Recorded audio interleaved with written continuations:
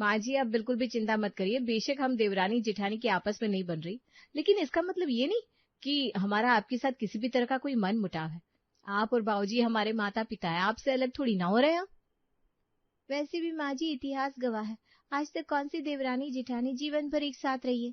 एक ना एक दिन तो देवरानी जेठानियों को अलग होना ही पड़ता है। उसके लिए अब इतना उदास होने की कोई जरूरत नहीं है आपको। देवरानी जेठानी एक छत के नीचे जीवन भर नहीं रहती, लेकिन इसका यह मतलब नहीं कि जिस दिन शादी करके ससुराल में आओ उसी दिन अपनी अपनी रसोई अलग कर लो। और छोटी बहू, तू तो हाथ भर के जुबान चला ही मत। मैं सब जानती हूँ, ये सब तेरे ही दिमाग का फितूर है, वरना बड़ी बहू इतने साल से हमारा साथ निभा रही है। देख रहे रोहित, आप माँ जी खुल्लम खुल्ला मुझे दोष दे रही है। क्या सारी मुसीबत की जड़ मैं हूँ? क्या जेठानी जी ने कभी अलग होने की ख्वाहिश जाहिर नहीं की? पिछले कितने ही दिनों से रोज माँ जी के पास जा जाकर अलग करने की बात कर रही है वो। मुझे क्या पता नहीं है? माँ जी, आपने आज भेदभाव कर ही दिया। अपनी बड़ी बहू को भलाई दे दी और मुझे सबकी नजर में बुरा साबित कर दिया।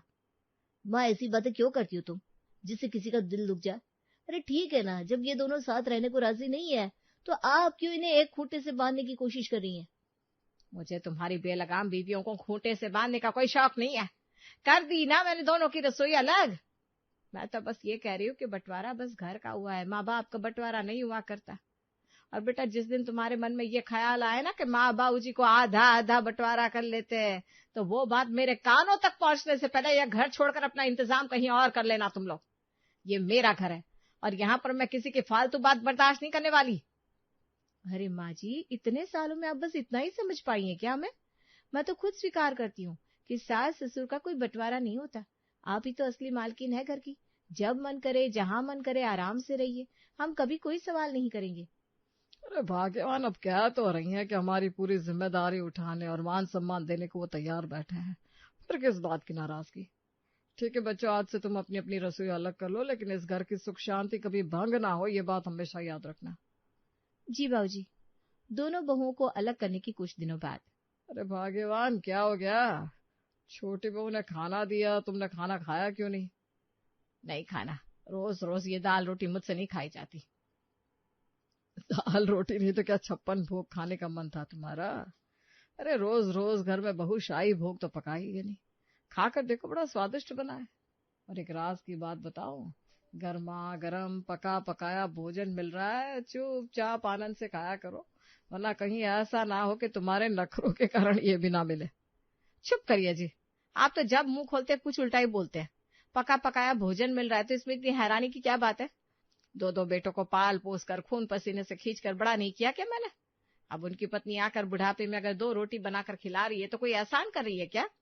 जो कर रही है वो उनका फर्ज है। हर समय यूं बहू को सर पर चढ़ाना बंद कर दीजिए। आपके बढ़ावा देने का ही परिणाम है जो दोनों बहुएं समय से पहले अपनी अपनी रसोई अलग करके बैठ गई। वरना मेरा बस चलता तो अभी कम से कम 15 साल दोनों को यूं ही मुट्ठी में दबा कर रखती मैं। अरे भाग्यवान, बुढ़ापा आ गया तुम्हारा, अब राम नाम जपो और बेटे बहू को सुकून से उनकी जिंदगी जीने दो। ये फिजूल ख्वाहिश रखना बंद कर दो। जमाना बहुत तेजी से बदल रहा है। अब वो जमाना नहीं रहा जब बहुएं सास के इशारों पर नाचे या उसकी मुट्ठी में बंद होकर रह जाए। अपना बचाव करके रखना, कहीं ऐसा ना हो कि ये दोनों पढ़ी लिखी आज के जमाने की लड़कियां तुम्हें अपने इशारों पर नचा दे। पति की बात सुनकर अब तो मालती देवी गुस्से से लाल हो गई थी। आपसे ना बात करना ही बेकार है। पता नहीं कहाँ से लाते हैं ऐसी बेफिजूल की बातें आप। कुछ तो सोच कर बोला करिए, बुढ़ापा आने से पहले ही सठिया गए हैं क्या? लो भाई, सच्ची बात कर दो तो हम सठिया गए, और तुम बिना बात प्रपंचों में दिमाग लगाए रहती हो। तुम नहीं सठियाई। हाँ भाई, तुम कहाँ 60 की होने वाली हो, तुम्हारी उम्र तो हर गुजरते साल के साथ घट जो रही है। मेरी छोड़ो, अपनी बताओ। बहू का दिया खाना तो तुमने खाया नहीं, अब क्या गुरुद्वारे में लंगर खाने जाओगी? क्योंकि भूखा तो तुमसे रहा नहीं जाता। अरे किसने कहा कि मैं भूखी रहने वाली हूँ? आपने शायद मेरी बात ध्यान से सुनी नहीं। एक नहीं 2 बेटे हैं मेरे। बंटवारा सिर्फ रसोई का हुआ है, सास ससुर का बंटवारा नहीं होता। जिसके यहाँ मन करेगा वहां जाकर खाना खाऊंगी। मजाल है जो दीपा और सोना मुंह से आवाज में निकाल दे। अरे बड़ी बहू ने इतनी स्वादिष्ट दाल बनाई थी, वो तुम्हारे मन नहीं भाई। छोटी बहू ने ऐसा क्या बना दिया जो वहां खाना खाने जा रही हो? आप ना बस पूरा दिन बैठकर अखबार में आंखें काली करिए। देख नहीं रहा है कई घंटों से कितनी अच्छी खुशबू आ रही है ऊपर से? लग रहा है छोटी बहू ने कढ़ी बनाई है। मैं तो आज छोटी बहू के यहाँ जाकर कढ़ी चावल खाऊंगी। आप ही खाइए ये दाल चावल। हाँ, तो जब कई घंटे पहले ही तुम्हें कढ़ी की खुशबू आ गई थी तो बड़ी बहू को बता देना चाहिए था कि तुम आज यहाँ खाना नहीं खाओगी। बिना बात बहू को परेशान करके यहाँ अपना खाना बनवाया और अब भरी थाली छोड़कर मटकते हुए ऊपर जा रही हो। ये कोई अच्छी बात थोड़ी ना है। आप ना अपना ज्ञान अपने पास ही रखो। मुझे मेरे बेटे के यहाँ जाने से रोकने वाले आप कौन होते हैं? मैं कौन हूँ? तुम्हारा पति हूँ। अभी ये भी याद दिलाना पड़ेगा क्या? देखो भाग्यवान, ठंडे दिमाग से सोचो, क्या फर्क पड़ जाएगा अगर तुम समय से बता दो कि आज तुम बड़ी बहू के यहाँ नहीं, छोटे के यहाँ खाना खाने जाने वाली हो। दोनों बहुओं को सहूलियत हो जाएगी ना। अरे बहू का फर्ज बनता है हमारी सेवा करना, अब उनकी सहूलियत का ख्याल रखना भी मेरा काम है क्या? 2 रोटी मेरे नाम की बना देगी तो कौन सी आफत आ जाएगी? पति की बातों को सिरे से किनारे करते हुए मुंह बिचकाती मालती ऊपर की मंजिल पर रहने वाली छोटी बहू सोना के यहाँ पहुंच जाती है। क्या बात है सोना बहू, तुम्हारी रसोई तो बड़ी महक रही है। आज कढ़ी बनाई है क्या? हाँ माँ जी, बिल्कुल ठीक पहचाना, कढ़ी ही बनाई थी आज खाने के लिए। बस थोड़ी देर पहले आप आई होती ना तो आप भी खा लेती। अरे मैं तो भूल गई, आप तो भाभी के यहाँ खाना खाकर आई होंगी ना। आपसे तो ये सब कहने का कोई फायदा ही नहीं है। अरे बहू, पहले खाने के लिए पूछ ही लेती। तू तो अपने आप ही कहानी बनाए जा रही है। किसने कहा मैं तेरी जेठानी के यहाँ खाना खाकर आई हूँ? मैंने नहीं खाया उसके यहाँ खाना। खाना तो मैं तेरे यहाँ खाऊंगी। क्या कहा? आप खाना यहाँ खाएंगी? माँ जी आपको पता है ना, मुझे दोपहर में थोड़ा जल्दी खाना खाने की आदत है। मैंने तो कब का खाना खा लिया। हाँ तो तुझे जल्दी खाने की आदत है तो खा लिया कर। मुझे आप भूख लग रही है तो मेरा खाना तू आप लगा दे। कहीं तो ये तो नहीं कहना चाह रही कि मुझे खाना खिलाने में तुझे जोर पड़ रहा है? कैसी बात कर रही है माँ जी, आपको खाना खिलाने में मुझे क्यों जोर पड़ने लगा? जहाँ इतने लोगों का खाना बन रहा है वहाँ आपकी 2 रोटी और सही, लेकिन बात यह है कि कढ़ी खत्म हो गई है। 1 कटोरी बची तो थी तो, लेकिन मैंने सोचा फ्रिज में रखने से कोई फायदा नहीं, बासी हो जाएगी, तो मैंने ही खाकर खत्म कर दी। आपने थोड़ा समय से बताया होता तो मैं आपके लिए भी खाना बना लेती। लो भाई, क्या जमाना आ गया। 2 बहुओं के होते हुए भी इस बुढ़िया को 2 रोटी खाने को नहीं मिल रही। दोनों अपनी अपनी जिम्मेदारियां से हाथ झाड़ रही है। आप ऐसा मत बोलिए माँ जी। अच्छा मैं आपके लिए कुछ और बना देती हूँ। कढ़ी बनाने में तो आप जानती हैं बहुत समय लगता है। मैं आपके लिए फटाफट दाल रोटी बना देती हूँ, ज्यादा समय नहीं लगेगा। चुप कर, आई बड़ी दाल रोटी खिलाने वाली। दाल रोटी ही खानी होती तो नीचे दीपा के पास ना खा लेती? पता नहीं क्यों मैं तेरे पास ये कढ़ी खाने चली आई। उसे भी मैंने खाने के लिए मना कर दिया और यहाँ देखो महारानी ने पहले से ही सब चट कर लिया। मालती गुस्से में बड़बड़ाती हुए फिर वापस नीचे आती है। बड़ी बहू इधर तो आ। जी माँ जी, क्या हुआ? खाना तो खा लिया होगा आपने छोटी के यहाँ, जरूर चाय की इच्छा हो रही होगी। चाय बना दूं क्या? तू भी बस चाय ही पिला। चाय पिला पिला कर गैस का गोला बना दे मुझे, लेकिन खाने के लिए मत पूछना तुम दोनों देवरानी जेठानी। क्या बात है माँ जी, आपने सच में अभी तक खाना नहीं खाया क्या? लेकिन बाबूजी तो कह रहे थे कि आप छोटी के यहाँ खाना खाने के लिए गई हो, आपको दाल नहीं खानी, इसलिए छोटी के यहाँ कढ़ी चावल खाने गई थी। तुम्हारे ससुर जी के पेट में ना एक बात नहीं पचती। सब बता दिया तुझे। गई थी कढ़ी चावल खाने, लेकिन मेरे वहां पहुंचने से पहले ही सोना पूरी कढ़ाई चाट कर साफ कर चुकी थी। उसके कढ़ी के चक्कर में तेरी दाल रोटी भी नहीं खा पाए। ऐसा कर बहू, जा दाल रोटी ही लिया, बेमन से वही खाकर पेट भर लूंगी। अब तो भूख भी बड़ी तेज लग गई है। माँ जी ये क्या कह रही हैं आप? अभी दाल रोटी नहीं मिल सकती। जैसे ही बाबूजी ने बताया ना कि आज का खाना आप छोटी के यहाँ खाने वाली है, तो मैंने आपकी थाली उठाकर बाहर कुत्ते के आगे डाल दी, तो सारा खाना तो कुत्ता खा गया। क्या कहा? बचा हुआ सारा खाना तूने कुत्ते को खिला दिया, अब मैं क्या खाऊंगी? आप ही बताइए, इसमें मेरी क्या गलती है? अब तो भूख से मेरे पेट से अजीब अजीब आवाज आ रही है। बड़ी बहू तू छोड़ सब कुछ, अचार से पराठा बना कर दे दे। ठीक है माँ जी, आप एक काम कीजिए, मेरे साथ चलिए, मैं एक कप चाय भी दे देती हूँ। दिल तो कर रहा है अपना सर दीवार में दे मारूं, लेकिन इस समय भूख के मारे मेरी आंखों के सामने तारे नाच रहे।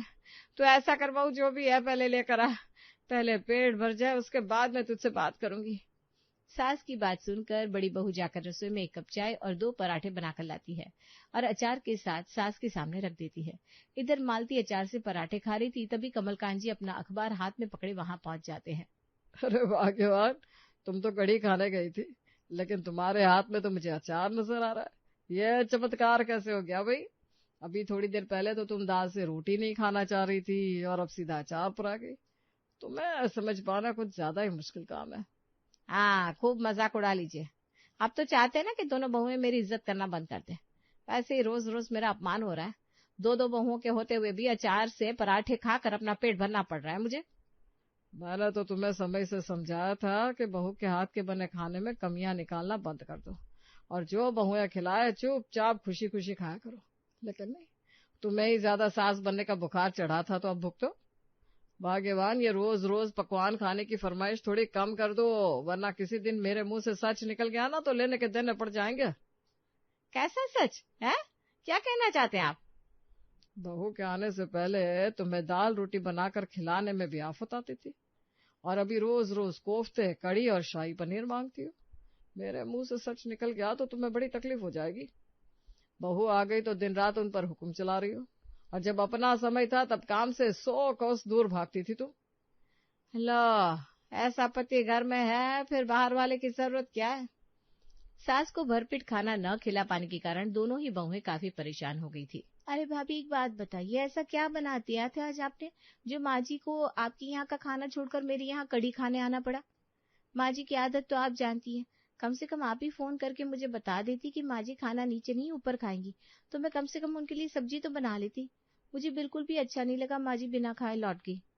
अरे अभी तो तुझे बस आधी बात पता है। तेरे यहाँ से माँ जी मुंह फुलाकर नीचे आ गई और जब तक वो नीचे आई मैंने उनके हिस्से का खाना बाहर कुत्ते के सामने डाल दिया था। फिर तो माँ जी ने जो तमाशा किया क्या बताऊं। लेकिन वैसे तो भाभी बंटवारा होने से पहले मेरी आपसे कभी किसी बात में सहमति नहीं बनी, लेकिन इस बात पर मैं भी सहमत हूँ कि माँ जी को हमें परेशान करने में कुछ ज्यादा ही मजा आता है और उसी के चक्कर में आज उन्हें खुद ही भुगतना पड़ गया। रोज रोज माँ जी की यहाँ वहाँ खाने की आदत से मैं तो बड़ी परेशान हो गई हूँ।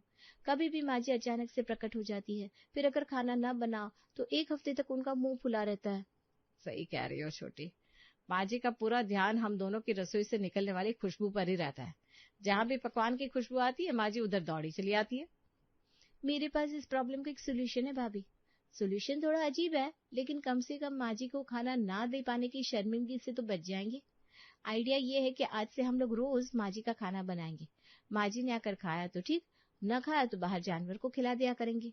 उससे कम से कम ये पक्का हो जाएगा कि माँ जी को जब मन चाहे उनकी पसंद का खाना मिल जाए। 2 दिन बाद, अरे छोटी क्या बना है आज? फिर से कड़ी बनाई है क्या? जी माँ जी बनाई है। आज आप आराम से मन भरकर कढ़ी चावल खाइए। मैंने इतनी कढ़ी बनाई है कि आपके अलावा 2 और लोग आ जाए तो भी कम ना पड़े। अच्छा, ऐसा कौन सा कुबेर का खजाना हाथ लग गया तेरे जो इतना खाना बनाकर पैसे की बर्बादी कर रही है? जितना जरूरत है उतना ही खाना बनाना चाहिए। और मैं तो बड़ी बहू के पास आज कोफ्ते खा कर आऊंगी। तेरे बाबूजी ने बताया कि बड़ी बहू ने आज कोफ्ते बनाए हैं। अरे माँ जी, लेकिन क्या होता है? अभी मुझे किसके पास खाना है, क्या खाना है, ये भी तुम दोनों बताओगे क्या मुझे? देख बहू, मैंने तुम्हारी रसोई अलग जरूर कर दी है, लेकिन मुझे बागबान की हेमा मालिनी की तरह समझने की भूल मत करना। मैं तुम्हारे बंटवारे के साथ बटने वाली नहीं हूँ। मैं और तेरे बाबूजी के समान है जो तुम लोग आधा आधा बांट लोगे। लेकिन माँ जी मैंने कहाँ कुछ भी कहा। बहुत अच्छा, कुछ नहीं कहा, वही ठीक है। इतना कहकर मालती बड़ी बहू के पास जाती है। अब तू ये मत बोलना कि छोटी ने कढ़ी बनाई थी तो तूने मेरा खाना नहीं बनाया। मैं आज कोफ्ते ही खाऊंगी बस। माँ जी आप आराम से खाना खाइए।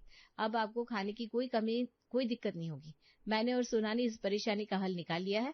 हम हर रोज आपका और बाबूजी का खाना बनाया करेंगे, चाहे आप यहाँ खाएं या वहाँ, ताकि आपको बिना कलेश का खाना मिलता रहे। क्या कहा तूने? छोटी बहू की तरह हर रोज हमारा खाना बनाना शुरू कर दिया? लेकिन तेरा तो नियम है ना, तू बासी खाना नहीं खाती। अभी रोज रोज जो 2 लोगों का खाना बचेगा उसका क्या करेगी तू? और क्या करूंगी माँ जी, बाहर फेंक दूंगी। इसके अलावा और क्या किया जा सकता है? मेरे बेटे बेचारे दिन रात खून पसीना बहाकर नौकरी कर रहे हैं और तुम लोग रोज दिन में 3 टाइम 2 लोगों का फालतू खाना बना बनाकर कूड़े में फेंकोगी। बस अब यही बाकी रह गया था। ठीक है माँ जी, जैसा आप कहें। 2 दिन बाद, बड़ी बहू छोटी बहू आज लौकी खरीद रही थी। मुझे लगता है आज वो कोफ्ता बनाएगी, तो ऐसा करना मेरे लिए आज खाना मत बनाना। छोटी बहू के यहाँ ही खाना खा लूंगी। वैसे मैं आज शाही पनीर बनाने वाली थी, कहीं तो 2 रोटी बना दूं आपकी भी? अरे नहीं नहीं, ये पनीर वनीर नहीं, मुझे कोफ्ते ज्यादा पसंद है। मैं आज छोटी के यहाँ ही खा लूंगी। छोटी बहू, आज मैंने तुझे देखा था लौकी खरीदते हुए, कोफ्ते बनाए ना तूने? नहीं माँ जी, मैंने तो लौकी की जीरे वाली सब्जी बनाई है, बिना मसाले की। रोज रोज कोफ्ते कौन खाता है? क्या वो आपको कोफ्ते खाने थे क्या? नहीं नहीं, तेरे लौकी के जीरे की खुशबू खिंचलाई मुझे। कोफ्ते तो मैं टाइम पास के लिए पूछ रही थी। अरे माँ जी, कोफ्ते तो कल रात को बनाए थे मैंने। पता होता कि आपका खाने का मन है तो भिजवा देती। अब आपने ही तो आपके लिए बिना पूछे खाना बनाने से मना किया है ना। आप भाभी के यहाँ थी तो मुझे लगा उधर ही खा लेंगे। हाँ भाई, हाँ ठीक है। माँ जी, फिर आपका खाना लगाऊं या अब जेठानी जी के यहाँ जाएंगी? इसके कोफ्ते के चक्कर में आज फिर मेरा शाही पनीर क्या, किस मुंह से बड़ी बहू को कहूंगी कि अब मुझे शाही पनीर पसंद है। अभी तो क्या कराई, मुझे पसंद नहीं। अच्छा तू दे दे अपनी लौकी, वही खा लूंगी। वापस लौटकर, सुनते हैं जी, मुझे तो ऐसा लग रहा है ये दोनों बहू ना जानबूझकर कोई बैर निकाल रही है हमसे। इनके घर कभी ढंग का खाना नहीं बन सकता। हमेशा ये कढ़ी पकौड़े कफ्ते और पनीर उनके यहाँ तभी बनते हैं जब हम दूसरे के यहाँ खाना खाने पहुंच जाते हैं। 5 उंगलियां घी में रखने की कोशिश करोगी ना तो ऐसे ही रूखा सूखा जीवन बिताना पड़ेगा। ज्यादा चला के दिखाने के बजाय तुम्हारा जो खाने का मन हो समय से बहू को बता दिया करो, ताकि बहू उसकी तैयारी करके तुम्हें बनाकर खिला दे। लेकिन तुम तो हमेशा मौके पर चौका लगाने के चक्कर में लगी रहती हो और उसी में तुम्हारा नुकसान हो जाता है। तुम्हारी जानकारी के लिए बता दूं, आज शाही पनीर मैंने बहू से कहकर बनवाया था, लेकिन तुम्हें तो कोफ्ते खाने थे। जाओ खाओ कोफ्ते। ठीक कहते हैं जी। अब मैं अभी आपके साथ नियम बनाकर खाया करूंगी। एक समय नीचे खा लिया, एक समय ऊपर। और रही बात कोफ्ते की और कढ़ी की, तो जब मन में हो बहू से कहकर बनवा लो, वो ज्यादा अच्छा है। एक एक वक्त का खाना तय हो जाने के बाद दोनों बहू की परेशानी भी हल हो गई थी, जिसके कारण वो भी सबके खाने की अच्छे से तैयारी कर लेती थी।